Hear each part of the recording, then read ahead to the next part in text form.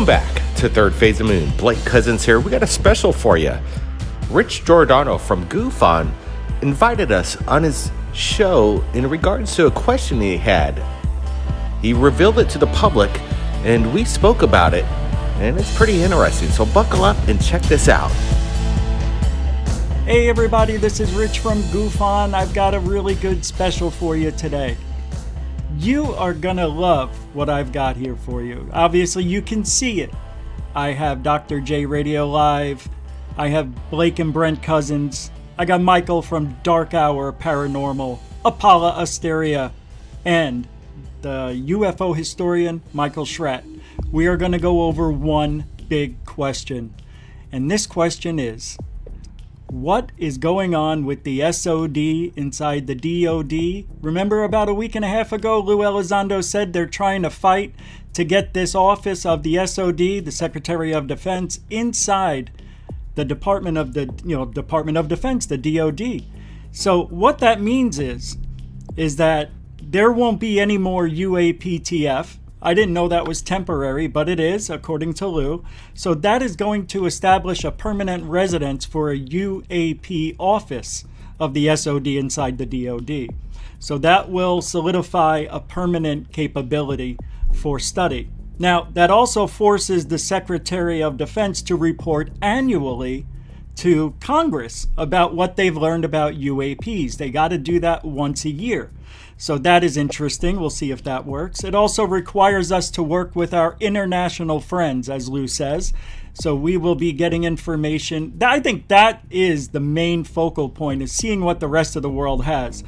Any materials, this is a good one, UAP materials, UFO materials, they have to be reported to Congress as well.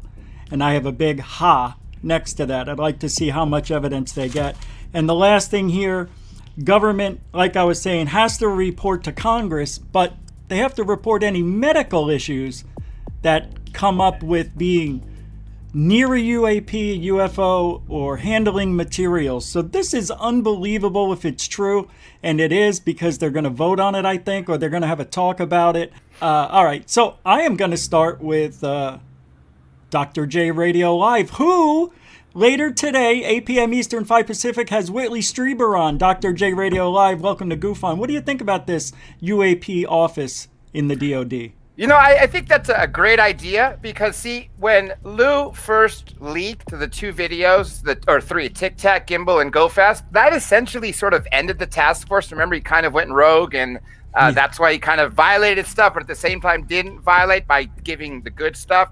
So I would expect this transition. However, when you said that they have to report to Congress annually, well, look what happened in June. Closed door sessions. I don't think that, first, Congress is ever going to get everything.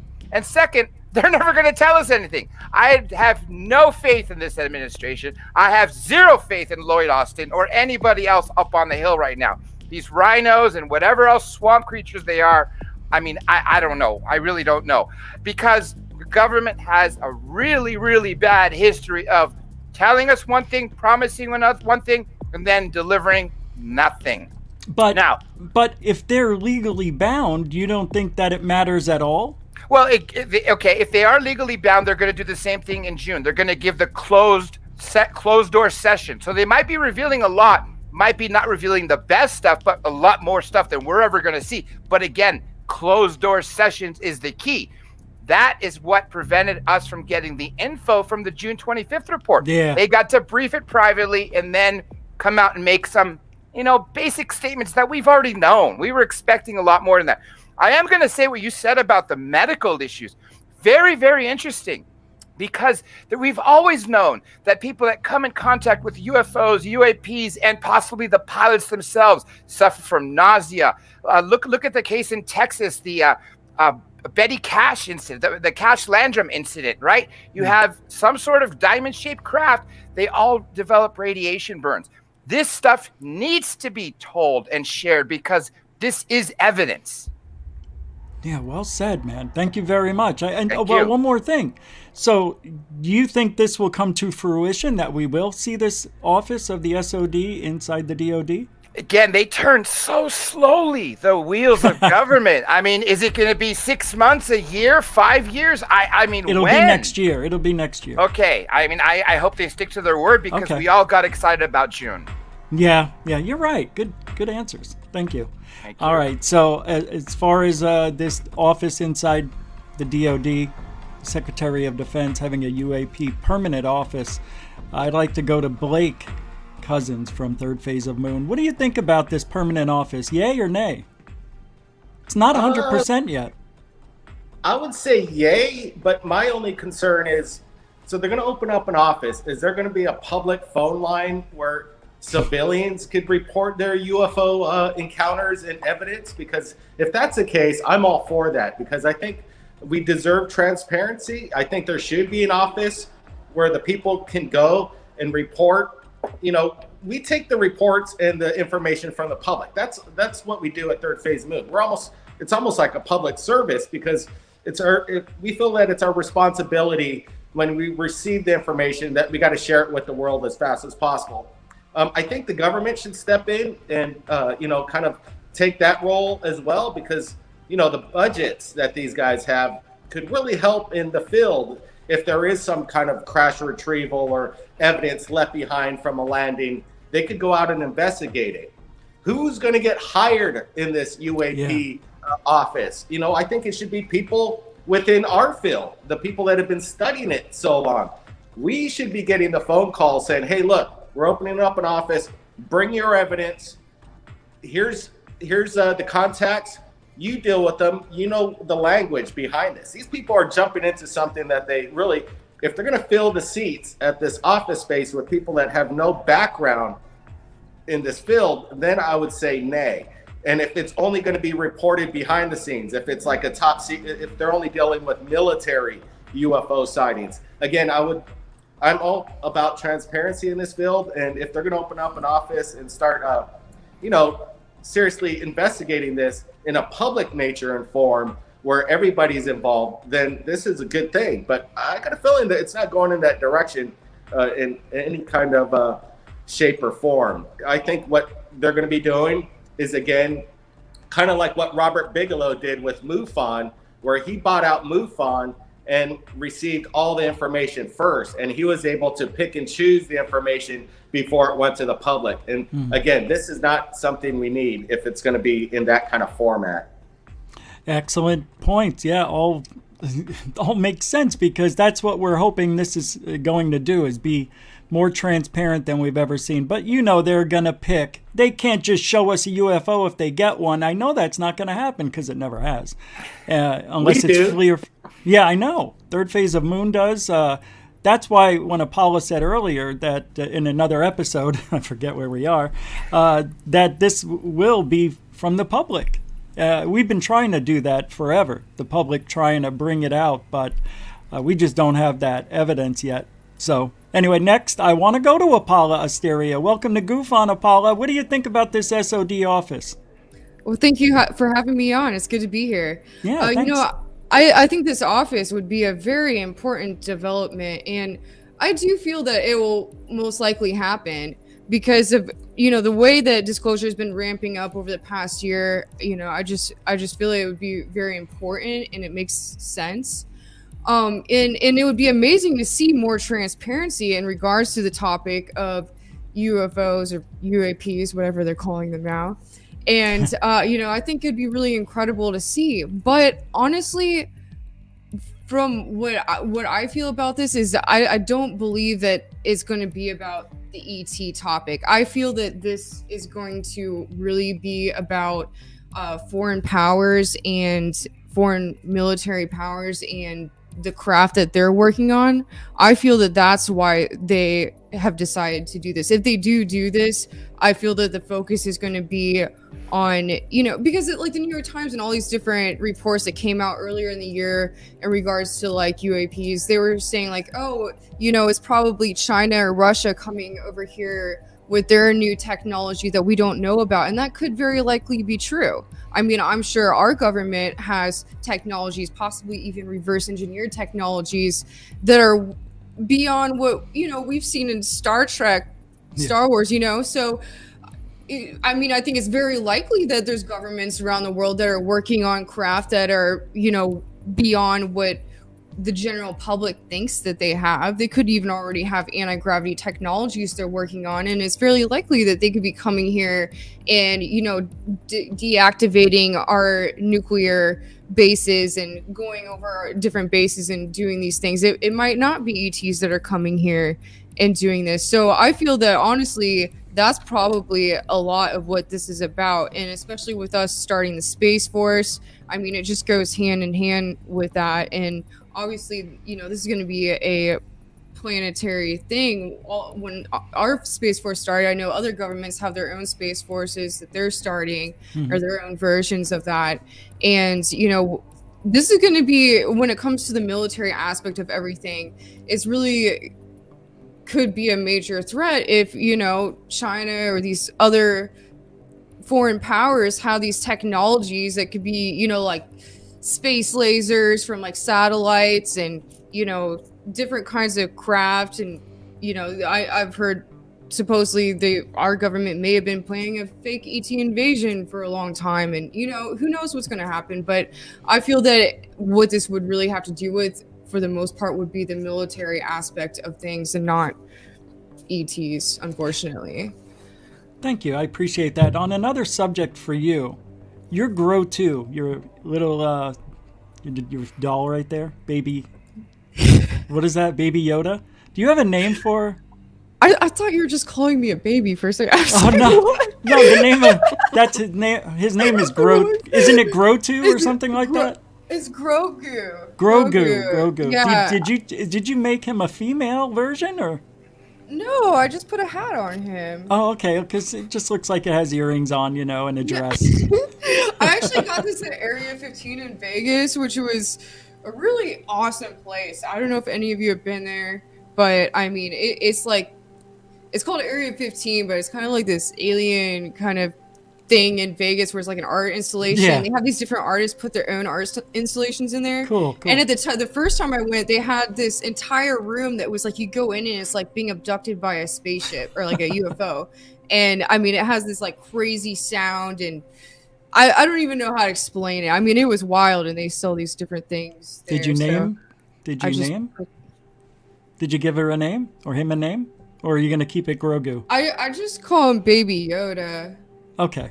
Just curious, man. I mean, hey, your studio is beautiful, and I love Grogu, so thank you very much. I actually have a collection of alien babies at home. No. I don't know what that's about. I mean, maybe I had a weird thing with that where I was abducted before. Who knows? But I have a collection of alien babies, as I like to call them, and actually, like, people give me stuffed animal ones all the time, and I'm sorry, this is a weird tangent, but... No, I appreciate it because I've got them too. All right, thank you very much. I've got all the babies too.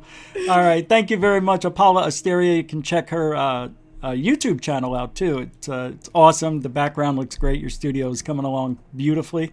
So let's get going here and continue because we spent a lot of time already. Who do I got left? Do I have Brent? Is that Brent Cousins from Third Phase of Moon? I'm going to ask you the same question. Yeah, what is it about the SOD? Sorry. I know. Yeah.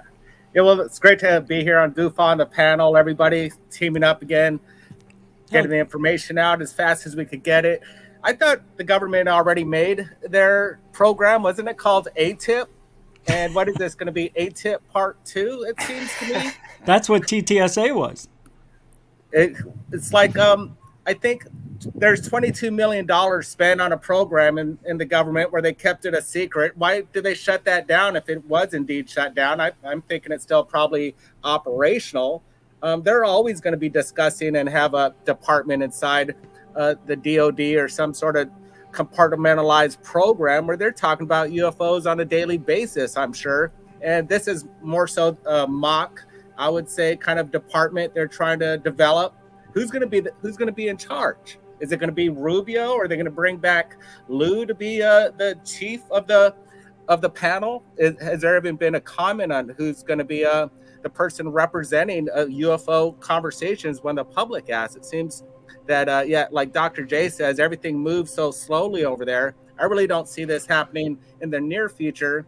There was an interesting conversation when Lou was talking to Tucker a couple weeks ago, and he brought up the fact that these Air Force pilots are encountering and receiving maybe injuries from close encounters with UAPs.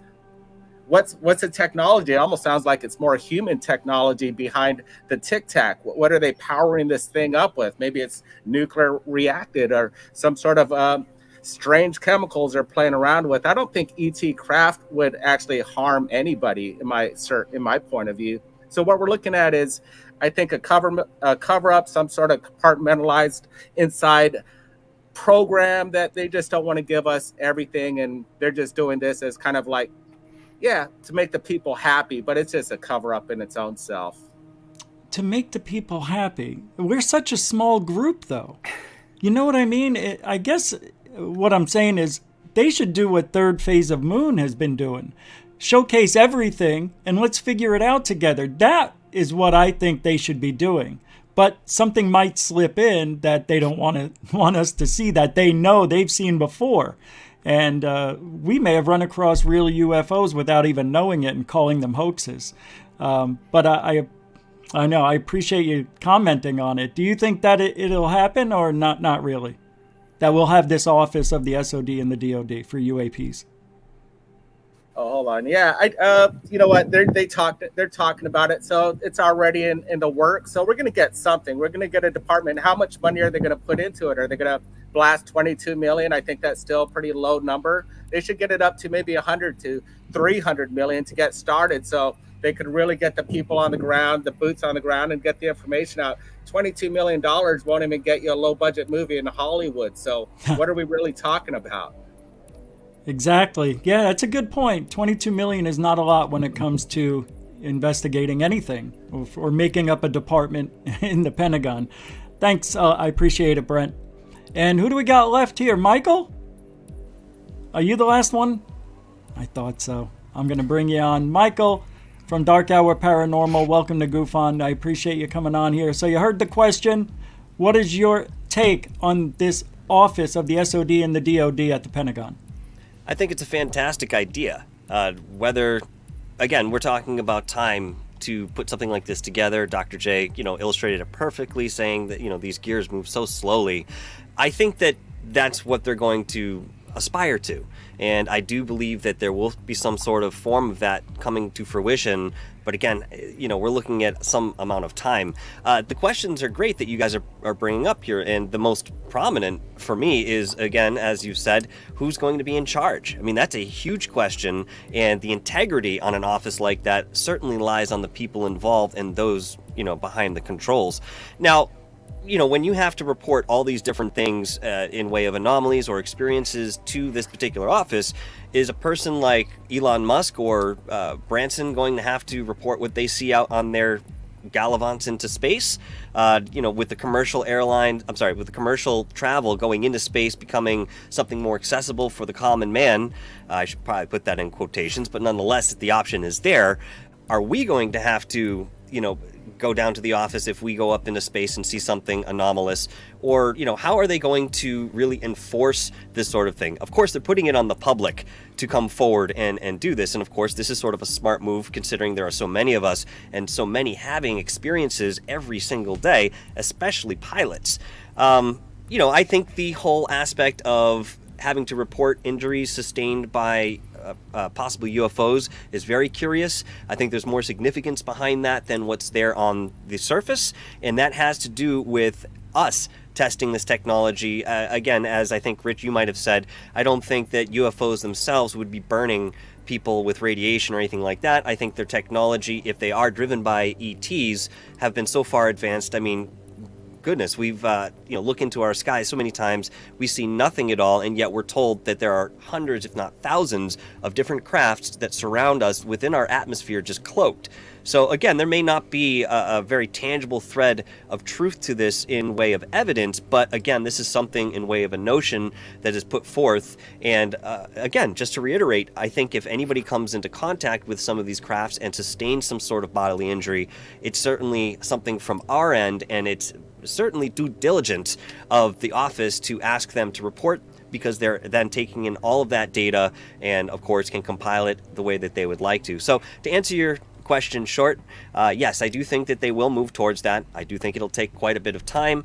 But again, a lot of people think, especially in the United States, for some weird reason, we have this idea that the disclosure could only come from our government.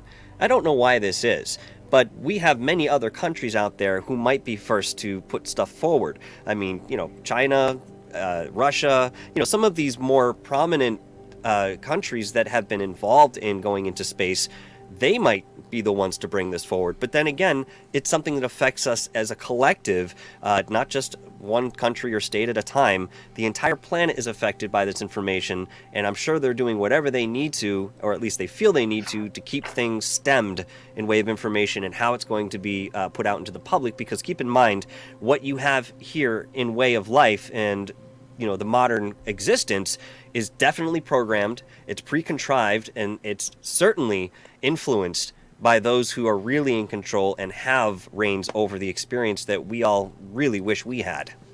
I appreciate that, and I'm going to comment on a few of those. Thank you, Michael, from Dark Hour Paranormal. Don't forget to check out his channel here on YouTube. The one thing that I wanted to mention about this SOD, the DOD, and reporting to Congress every year, what they find is that Lou, if you remember the TV show Unidentified, he was trying to get information from Italy and other places around the world, and nobody was really talking to him. And Lou's like, hey, I want the information. Are you willing to tell me what you have? And they're like, well, so working with our international friends is a big part of having that office because it's official. And let's not forget, this isn't for the public. All right, it is, but it isn't. I'll explain. This is for UAPs, which is all government sightings, not for the public. So the public won't be reporting like they're reporting to MUFON or Thirdphaseofmoon or, even GUFON for that matter. So unfortunately, we're going to see hand-picked things coming from this office. It's going to be high budget, and they're going to be, I don't know what they're going to do. I never trust them, so I'm not even going to say anything else. Anybody want to add to that? Well, all I would say is it certainly appears as though they're trying to basically rebrand and change the narrative. They're trying to go from UFO to UAP, and they're making it appear that anything prior to the Nimitz encounter didn't happen or didn't take place. However, we will not let the historical cases die away. I'm going to give you two examples. So we've got 1951 West German Air Base, and for a period of 2 weeks, the meteorologist at the West German Air Base that Gordon Cooper was stationed at, they saw fleets of flying saucers go directly over their airbase. This happened for 2 consecutive weekends. At this point, Gordon Cooper's like, we need to go investigate this. So he contacted his wingman. They both climbed into their F-86 Sabre jets, went up at about a 60-degree angle of attack. We're trying to chase after these silvery discs with domes on top.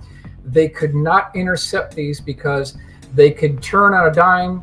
They could make these 90-degree right angle turns. They could go backwards. So an intercept was really out of the question. So this is 1951. Then later in 1957, Gordon Cooper is at Edwards Air Force Base, and they are filming the installation of precision landing gear, precision landing equipment. And, they had cameramen there, and all of a sudden a 30-foot diameter dish-shaped craft with a dome on top hovers over the dry lake bed at Edwards Air Force Base back in 1957. It lands on the dry lake bed. It stays there for 60 seconds, hovers back over the dry lake bed. The gear retracts into the bottom of the craft and then departs. And they got it all on motion picture film reel. Give me that video. Was a courier that came from Andrews Air Force Base. He went directly over to Edwards Air Force Base. Now, Gordon Cooper, he did develop the film. He did not run it through a projector, but he did develop the film. That film was put into a pouch. It was handcuffed to the courier and then went back to Andrews Air Force Base. And from that point forward, that evidence in the form of motion picture film reels, and then all of the rest of the gun camera footage, the 8x10 glossy whites, all of the gun camera film from Vietnam and World War II. Where is all this evidence? Again, it's not a lack of evidence, but it's access getting to the evidence. Man, thank you very much for sharing that. I love it when you go back in history and show the pictures with it. It's just awesome. So thank you for coming on GoofOn too. I appreciate that. So that wraps it up. That's fantastic. So I want to thank everybody again. Dr. J Radio Live. He'll have Whitley Strieber on later today, 8 p.m. Eastern on Dr. J Radio Live. Blake and Brent Cousins from Third Phase of Moon. You know who they are. They're the biggest and the best. They bring everything out to us when it happens, as it happens. Michael from Dark Hour Paranormal. You can see him making his documentaries right here on YouTube and on Third Phase UFO Report, the sister channel of Third Phase of Moon. And Apollo Asteria from Apollo Asteria on YouTube. Thank you for coming on as well. And Michael SCHRATT, the UFO historian, the legend, the man. Thank you for coming on. I look, you have no idea how much I love your work. So thank you for that. Everybody, this is Rich from GoofOn on Monday, October 18th, 2021. A little history and a little insight from the UFO panel of Third Phase of Moon. Let's just go down the rabbit hole here for a second. And let's just assume this is some sort of adversarial or foreign technology.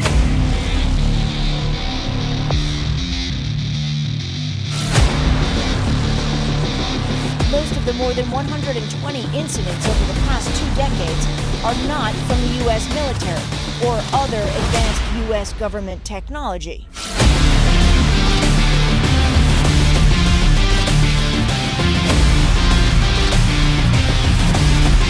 It gets right in front of me, it just disappears. Disappear. Like gone. To be clear, he's referring to this giant object as a tic tac, because he said it was shaped like one.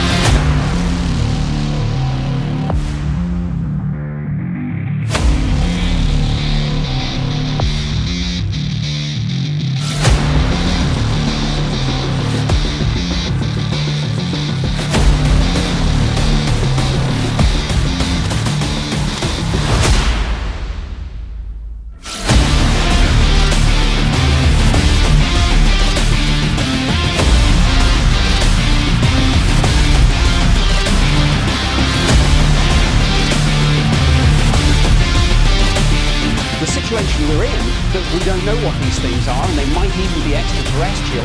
That's worse.